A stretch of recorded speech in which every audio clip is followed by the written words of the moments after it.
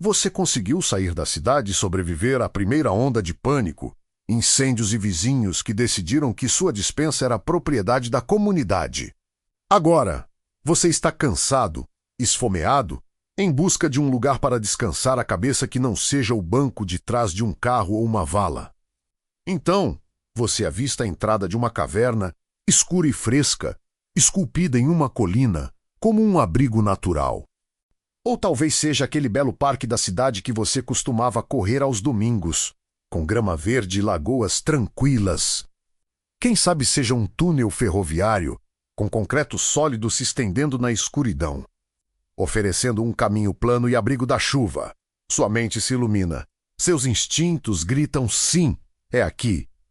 Aqui é seguro e, nesse momento, você tomou uma decisão que pode custar sua vida. Não hoje, talvez não amanhã, mas em breve. Por quê? Em um mundo pós-colapso, seus instintos são traiçoeiros. Eles foram programados para um mundo que não existe mais. Um mundo onde alguém fazia a química, a ventilação, lidava com os perigos invisíveis que você nunca teve que pensar. Esse mundo acabou.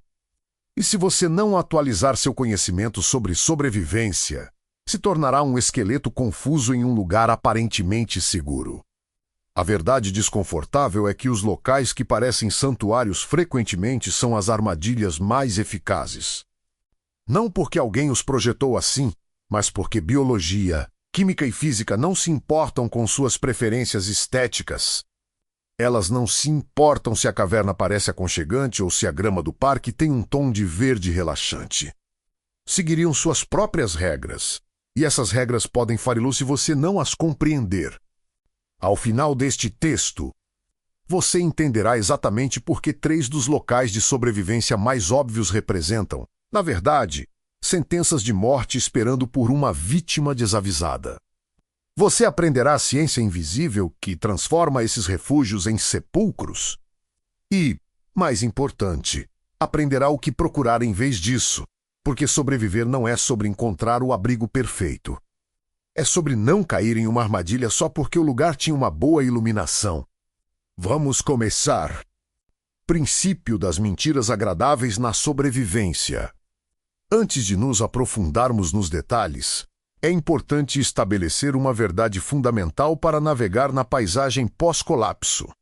Chame de regra número 7 do Novo Mundo, porque as regras de 1 a 6 são sobre não confiar nas pessoas. E esta é sobre não confiar nos lugares. O princípio das mentiras agradáveis diz: quanto mais convidativo um local parecer, mais suspeita ele merece. Isso não é paranoia. É reconhecimento de padrões. No antigo mundo, os lugares que pareciam bons geralmente eram seguros, porque um exército de trabalhadores invisíveis os tornava assim.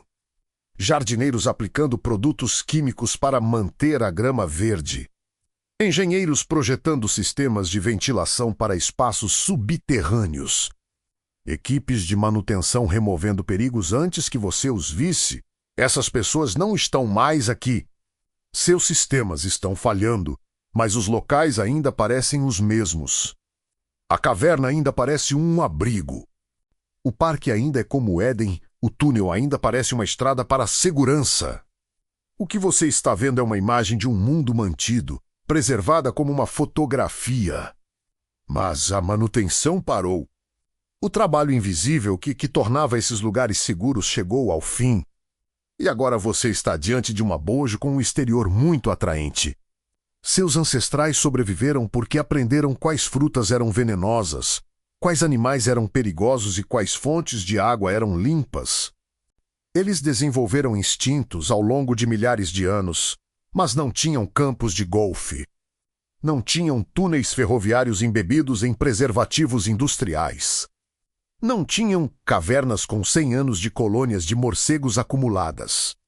Seus instintos são hardware ultrapassado rodando em software antigo. E o novo mundo está cheio de ameaças que eles nunca foram programados para reconhecer. Então, atualizamos, aprendemos, trocamos instinto por informação.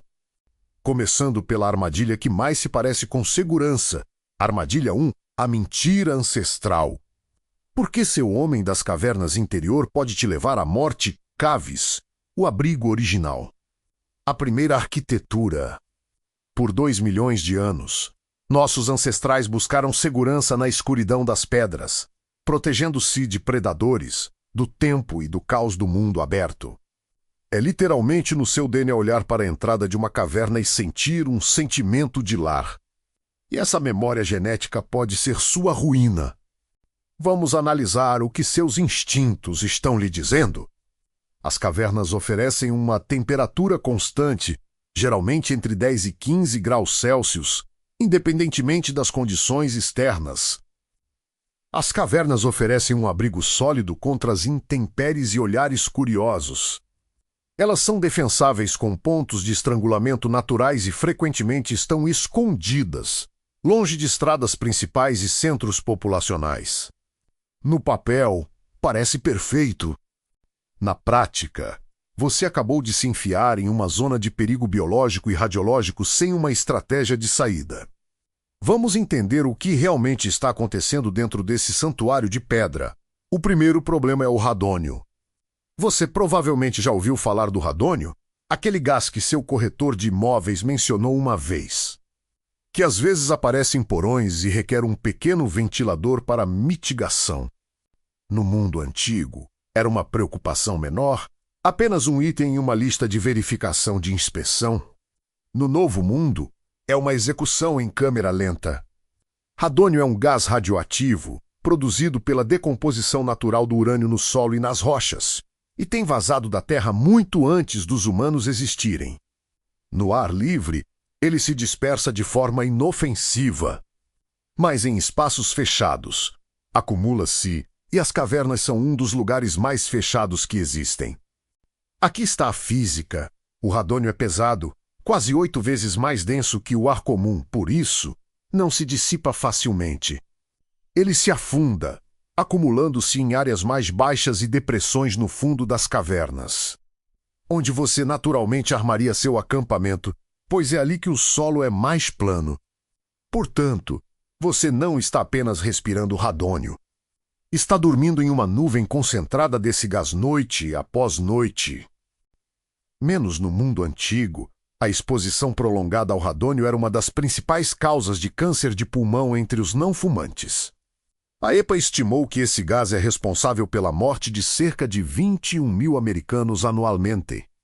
Essa estatística é alarmante, especialmente considerando que anteriormente as pessoas passavam apenas algumas horas por dia em porões afetados, antes de retornar ao ar puro do lado de fora. Agora, você está planejando viver neste ambiente, dormindo, comendo e se abrigando por semanas ou até meses. Você ficaria imerso em um gás radioativo, sem ventilação, sem equipamentos de teste e sem médicos especializados disponíveis.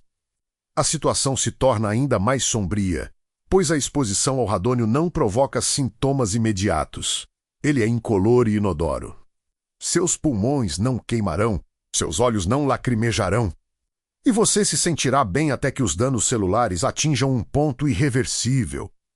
Em um cenário sem possibilidade de imagens médicas ou quimioterapia, o câncer de pulmão se transforma em um processo lento e agonizante, fazendo você se perguntar por que está tendo dificuldade para respirar. Mas isso não é tudo.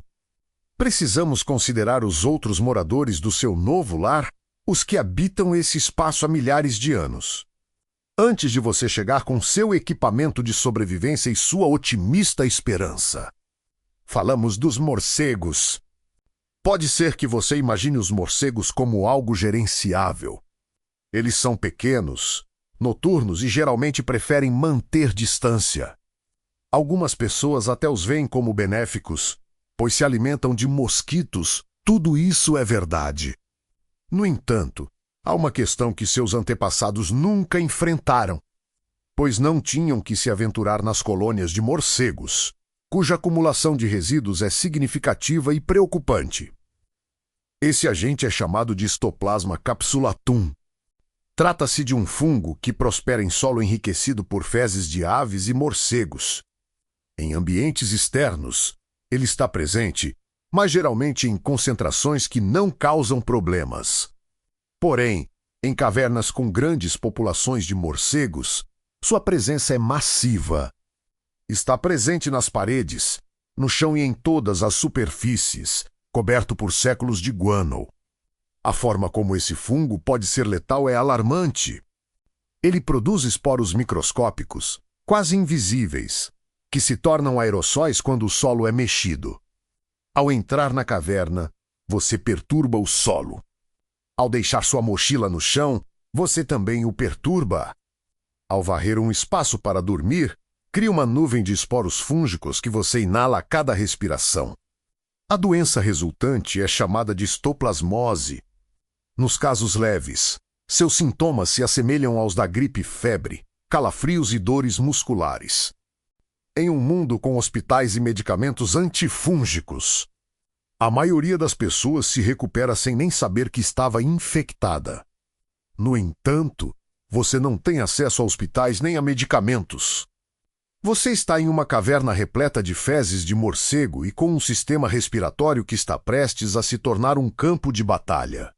Nos casos mais severos, a histoplasmose pode se espalhar dos pulmões para outros órgãos, como o baço, o fígado e o cérebro. Isso provoca lesões, falência de órgãos e, eventualmente, a morte. Mesmo no mundo antigo, com total suporte médico. A histoplasmose disseminada apresentava uma taxa de mortalidade que deixava os médicos inquietos. Na sua situação, sem tratamento e sem um ambiente estéril, um caso grave equivale a uma sentença de morte que pode levar semanas para se concretizar. E aqui está a parte que realmente machuca. Você só saberá que está infectado quando já for tarde demais para escapar. O período de incubação varia de 3 a 17 dias. Quando você começa a tossir e a febre aparece, já está inalando esporos há semanas. O dano já foi causado e, agora, você está doente demais para se mover para um lugar melhor. Parabéns! Você encontrou abrigo. Na verdade, o abrigo encontrou você. Mas digamos que você tenha sorte. Suponha que você encontre uma caverna bem ventilada e sem colônias de morcegos. Sem acúmulo de radônio nas profundezas, sem esporos fúngicos no ar. Você derrotou os 2 grandes vilões, está seguro, certo? Não exatamente, pois as cavernas têm outros desafios. A hipotermia, por exemplo. Aquela temperatura constante de 10 graus Celsius pode parecer confortável, até você perceber que a mesma, dia e noite, verão e inverno, seu corpo espera variações de temperatura. Ele está programado para se aquecer durante o dia e esfriar à noite. Quando a temperatura nunca muda, sua regulação térmica fica confusa e a hipotermia pode se instalar mesmo em temperaturas que parecem amenas. Além disso, temos a umidade. A maioria das cavernas é úmida, extremamente úmida. Os níveis de umidade frequentemente ultrapassam 90%. Essa umidade permeia tudo. Suas roupas nunca secam completamente. Sua cama se torna um ambiente ideal para mofo. Seus alimentos estragam mais rapidamente e suas articulações doem. Feridas não cicatrizam adequadamente, pois a umidade constante impede a formação de crostas. E não podemos nos esquecer do fator psicológico. As cavernas são escuras, não apenas na noite da floresta. É uma escuridão absoluta. Um tipo de escuridão que não permite que seus olhos se ajustem, pois não há nada que se ajustar. Passar muito tempo nessa escuridão afeta seu ritmo circadiano, seu humor e sua saúde mental. Muitas pessoas enlouqueceram em cavernas. Não por causa de perigos, mas pela ausência de luz. Então, o que fazer? Você acende uma fogueira para se aquecer e iluminar o ambiente. E agora? Você tem fumaça se acumulando em um espaço fechado com má ventilação. Monóxido de carbono se acumulando enquanto você dorme e um sinal visível saindo da entrada da caverna, anunciando sua localização para qualquer um a quilômetros de distância. Toda solução em uma caverna cria um novo problema. É uma cascata de complicações que começa com seu instinto dizendo que aquele é seu lar e termina com a conscientização de que esse lar se tornou uma tumba. E se cavernas não são uma opção, o que é? As saliências rochosas. Abrigos naturais formados pela erosão, abertos em pelo menos 2 lados, oferecendo proteção contra a chuva e o vento, sem os riscos das cavernas verdadeiras. Os pontos cruciais que você deve buscar são ventilação constante, entrada de luz solar, ausência de sinais de animais e um chão limpo de matéria orgânica acumulada. Uma boa saliência rochosa oferece toda a proteção da pedra sem os riscos fatais de uma caverna fechada. Ali, você consegue acender uma fogueira sem se sufocar com a fumaça. Você consegue dormir sem ficar mergulhado em gás radônio. Você vai despertar sem os pulmões cheios de esporos de fungos. Pode não ter o impacto visual de uma caverna profunda e não vai satisfazer aquele seu instinto primitivo de busca por um refúgio absoluto, mas vai manter você vivo. E, nesse novo mundo, a única estética que realmente importa é a sobrevivência. Mas agora, precisamos falar sobre a próxima armadilha. Aquela que tem a aparência de um paraíso. A segunda armadilha, a morte verde. Vou te explicar por que aquele parque maravilhoso é, na verdade, um campo de contaminação perigoso. Imagine que você está caminhando há dias por subúrbios que viraram zonas de guerra, atravessando áreas industriais com cheiro de plástico queimado e cruzando cenários que exalam perigo a cada passo. De repente, você avista o verde. Verde de verdade. Gramados ondulados, árvores antigas e um lago com patos ainda nadando, como se nada tivesse acontecido. Pode ser um campo de golfe, com aqueles caminhos perfeitamente aparados se perdendo de vista. Ou quem sabe um parque municipal, daqueles com áreas de piquenique, trilhas e pequenas pontes sobre riachos. Seu cérebro quase derrete de tanto alívio. Finalmente, vida finalmente, água. Só que é exatamente aí que mora o perigo. Lá você enxerga espaço para respirar, terra para plantar e cercas que podem ser defendidas. Você pensa, é aqui que vou recomeçar, esta é a fundação da minha nova comunidade.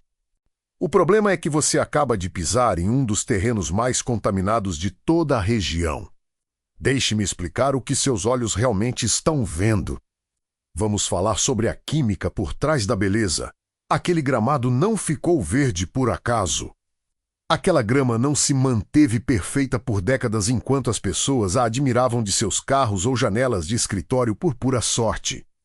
Cada centímetro desse paraíso impecável representa um ataque químico contínuo ao ecossistema natural. Comecemos pelos herbicidas.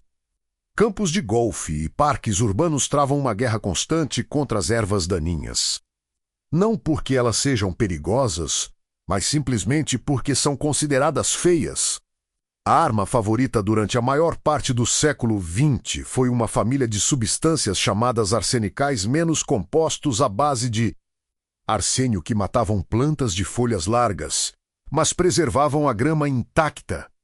Eram baratos, eficazes e aplicados aos montes em cada área verde preservada do país. O grande problema: o arsênio não se decompõe. Ele não evapora, ele não é levado pela chuva. Ele se funde às partículas do solo e permanece lá, acumulando-se ano após ano, década após década. Regulamentações modernas reduziram o uso de arsênio entre os anos 90 e 2000. Mas, a essa altura, o estrago já era permanente. A camada superficial do solo da maioria dos antigos campos de golfe e parques contém níveis de arsênio que exigiriam uma operação de limpeza de emergência das agências ambientais, se alguém se desse ao trabalho de testar. Mas o pior é que não se trata apenas de arsênio. O cardápio de venenos do cuidado moderno com os gramados substituiu o arsênio por um elenco rotativo de produtos sintéticos.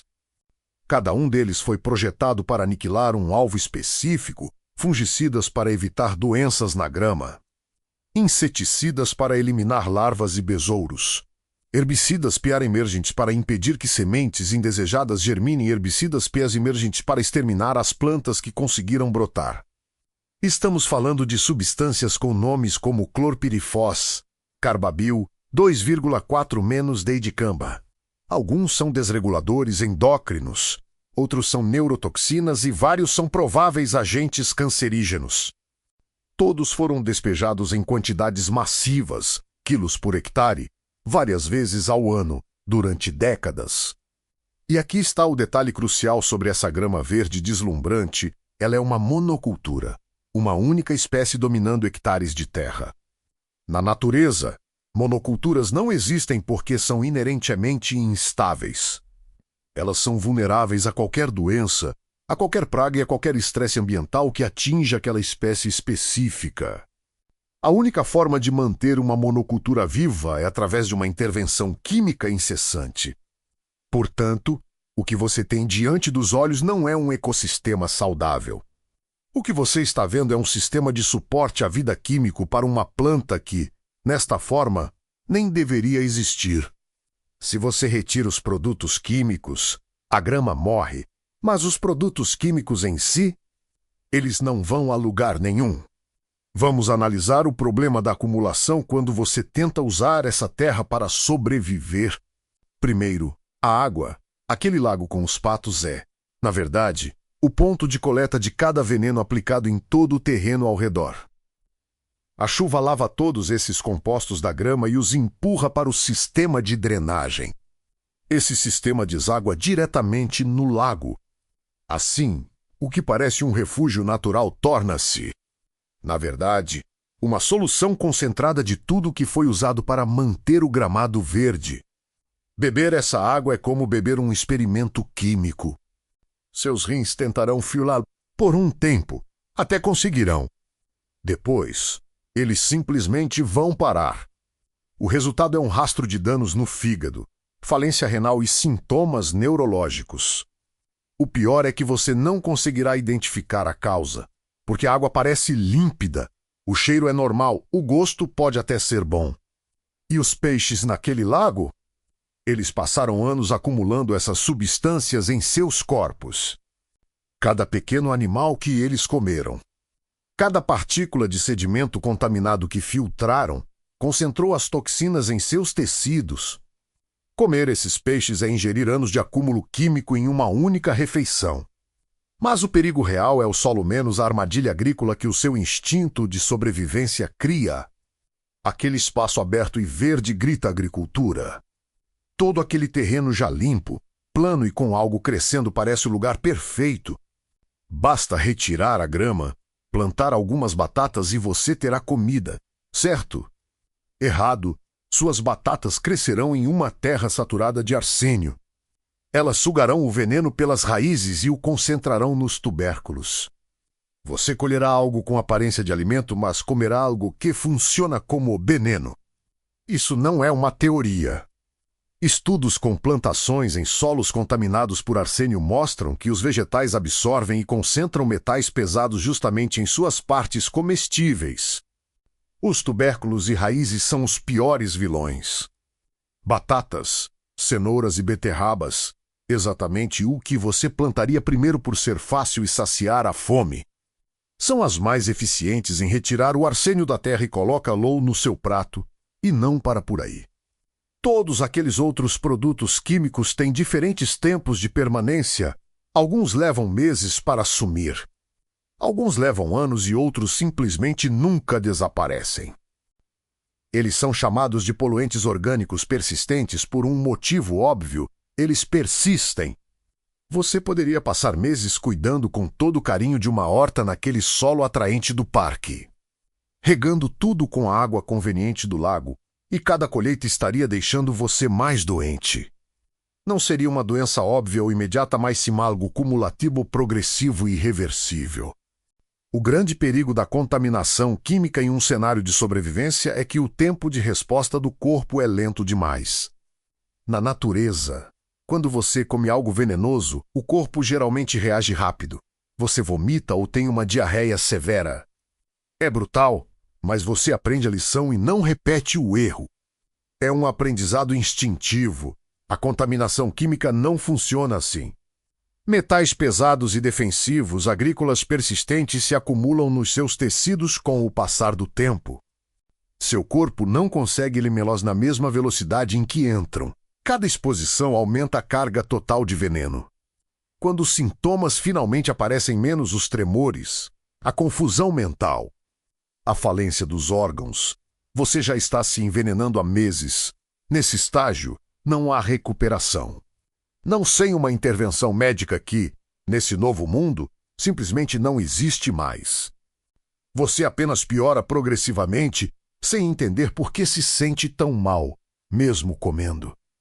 Bebendo e fazendo tudo o que considera certo, o parque matou você. Ele apenas não teve pressa. Então, qual é a alternativa? Onde plantar sua comida? Procure pelas terras que ninguém queria. Lotes abandonados e tomados pelo mato, bordas de florestas, campos antigos que foram deixados de lado porque não valia a pena mantê-los. Lugares onde as ervas daninhas venceram. Ervas daninhas são um ótimo sinal. Elas significam que a terra não recebeu o veneno. Se dentes de leão, mato alto e gramíneas selvagens estão prosperando, é porque ninguém pulverizou aquele solo com herbicidas. Se o solo é escuro, cheio de minhocas e fervilhando com insetos, isso significa que ninguém o encharcou com inseticidas. A terra agrícola mais valiosa em um mundo pós-colapso é aquela que foi ignorada no mundo antigo. É a terra feia, a terra improdutiva. O terreno que os paisagistas olharam e deram de ombros porque não valia o investimento químico. Encontre os lugares onde a natureza teve permissão para ser caótica. Essa bagunça é a sua garantia de um solo limpo. Agora, vamos para mais uma armadilha, aquela que tem toda a aparência de infraestrutura útil. A terceira armadilha, o corredor de ferro. Vou te explicar por que seguir os trilhos é um caminho para lugar nenhum. Pense nos túneis ferroviários. São quilômetros de construção sólida, paredes de concreto reforçado, trilhos de aço, um caminho pronto através de terrenos que, de outra forma, exigiriam escaladas, cortes de mata fechada ou travessias perigosas de rios. De um ponto de vista puramente logístico, as ferrovias são as rodovias dos sobreviventes. Elas foram projetadas para transportar cargas pesadas com eficiência por longas distâncias. Elas conectam centros populacionais e contornam obstáculos naturais. Oferecem seções cobertas contra o clima e superfícies planas que facilitam a caminhada. Seguir os trilhos parece uma decisão inteligente. Montar acampamento dentro de um túnel ferroviário parece ainda mais astuto. Você tem paredes sólidas, proteção contra a chuva, camuflagem contra observação aérea e um chão que permanece seco mesmo durante tempestades. Mas, mais uma vez, seus instintos te guiaram para uma emboscada. Desta vez, os assassinos são a física e a química, trabalhando juntas em uma harmonia mortal perfeita. Vamos começar pela termodinâmica. Túneis não são apenas buracos em montanhas. São experimentos de dinâmica de fluidos. Quando a pressão do ar difere entre as duas extremidades, o que acontece quase sempre devido a variações de temperatura, altitude ou padrões de vento, o túnel passa a agir como um canal, acelerando o fluxo de ar entre os dois pontos. Isso é conhecido como efeito chaminé e é o mesmo princípio que faz a fumaça subir por uma lareira. O ar quente sobe, cria uma zona de baixa pressão e puxa o ar de baixo. Em um túnel, a diferença de temperatura entre a entrada e a saída gera uma movimentação de ar constante. Não estamos falando de brisas suaves, mas de ventos contínuos que podem atingir velocidades surpreendentes. E por que isso é um problema para você? Em um ambiente aberto comum, a fumaça de uma fogueira se dispersa para todos os lados. Parte sobe, parte flutua com o vento, e a maior parte é diluída antes de atingir concentrações perigosas. Você pode ficar sentado perto do fogo por horas e respirar sem problemas. Já em um túnel, a fumaça não tem para onde escapar a não ser ao longo do próprio corredor. O efeito chaminé não apenas carrega essa fumaça, ele a acelera. Uma pequena fogueira em uma das extremidades pode criar condições tóxicas a centenas de metros de distância. A fumaça é concentrada pelas paredes e empurrada pela física para cada centímetro do seu abrigo. Existem registros de pessoas que morreram dentro de túneis devido a incêndios que elas sequer sabiam que estavam acontecendo. Uma fogueira acesa por outro grupo na extremidade oposta, um incêndio florestal do lado de fora ou até mesmo vegetação queimando perto da entrada, o túnel coleta essa fumaça. A concentra e a entrega a você com eficiência industrial. O grande problema da inalação de fumaça é que ela não avisa quando chega. O monóxido de carbono não tem cheiro. No momento em que você percebe que algo está errado, sua hemoglobina já está saturada e você não tem mais capacidade de oxigenação para se salvar. Você sente sonolência, resolve deitar e simplesmente não levanta mais. O túnel se transforma no sistema de entrega da sua própria execução. Mas digamos que não haja fogo, nem outros sobreviventes, nem incêndios florestais. Você está sozinho em um túnel silencioso e o ar parece puro. Agora, olhe para baixo. Aquelas vigas de madeira sob os trilhos, os dormentes, são o seu próximo problema. Eles foram fabricados para resistir ao apodrecimento, feitos para ficar em contato com a terra e a umidade por décadas sem se decompor. Essa resistência não é natural. Ela é fruto da engenharia. E essa engenharia utiliza alguns dos produtos químicos mais agressivos já aplicados na madeira. O tratamento tradicional é feito com creosoto, um derivado do alcatrão de hulha. Composto por centenas de substâncias químicas, muitas delas cancerígenas. O creosoto é tão tóxico que manusear a madeira tratada com as mãos vazias pode causar queimaduras na pele. Inalar os vapores do creosoto causa irritação respiratória em concentrações baixas e danos pulmonares em níveis mais altos. E aqui está a armadilha fatal. A madeira tratada com creosoto se parece muito com lenha comum. Em um túnel gelado, com a temperatura caindo e seu corpo tremendo, você enxerga madeira. Muita madeira. Aquelas vigas já estão cortadas, no tamanho ideal e convenientemente empilhadas sob os trilhos. Seu instinto de sobrevivência diz combustível. Mas esse mesmo instinto está prestes a te envenenar. Queimar madeira tratada com creosoto libera um coquetel de compostos tóxicos no ar, como hidrocarbonetos aromáticos policíclicos, fenóis e naftaleno.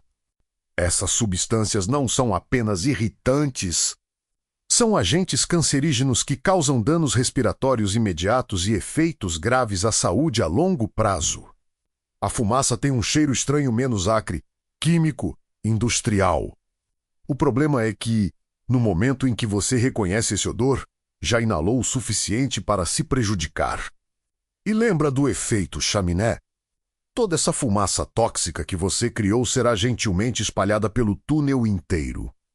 Você pode até tentar se afastar do fogo, mas não conseguirá escapar dos gases. O túnel é um tubo selado que você acabou de preencher com veneno, mas o risco existe mesmo sem fogo, mesmo que você não queime nada. Esses dormentes de creosoto estão constantemente liberando vapores químicos no ar do túnel, 24 horas por dia. Esse processo se intensifica em dias quentes e diminui no frio, mas nunca para completamente. Dormir em um túnel ferroviário significa respirar baixas concentrações de vapor de creosoto a noite inteira. Seu corpo até suporta pequenas quantidades por períodos curtos, mas, em uma situação de sobrevivência, o tempo é seu inimigo. Estamos falando de ocupação prolongada. E a exposição contínua a esses vapores é um perigo documentado para a saúde, dores de cabeça, confusão mental, problemas respiratórios, irritação nos olhos e sensibilidade extrema à luz solar. No fim, o abrigo que parecia uma fortaleza de concreto é, na verdade, uma câmara de intoxicação lenta. Estes são apenas os sinais iniciais de alerta. Os estágios avançados incluem danos no fígado, falência renal e cânceres que surgem anos depois. Mas a verdade é que você não terá anos. O que você terá são meses de declínio lento da saúde, questionando-se por que não consegue pensar com clareza, porque está sempre exausto e porque seus pulmões doem todas as manhãs. O túnel está te envenenando a cada respiração. E como se isso não bastasse, temos a armadilha estrutural. Parece que o universo realmente quer a sua derrota. Túneis ferroviários são construções antigas.